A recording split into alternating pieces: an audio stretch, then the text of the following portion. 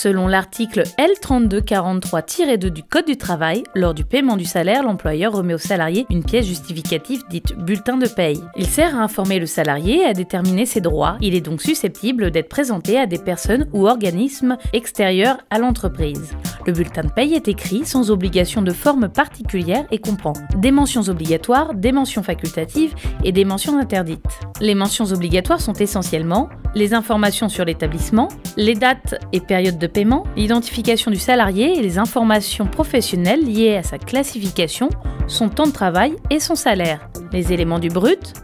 les cotisations salariales et patronales, la rémunération brute, les accessoires de salaire, les ajouts et retenues, le net à payer, enfin, une mention incitant le salarié à conserver son bulletin sans limitation de durée. À noter qu'il est possible de regrouper les cotisations et qu'un récapitulatif annuel des cotisations patronales peut remplacer leur mention sur le bulletin de paye. Les mentions facultatives,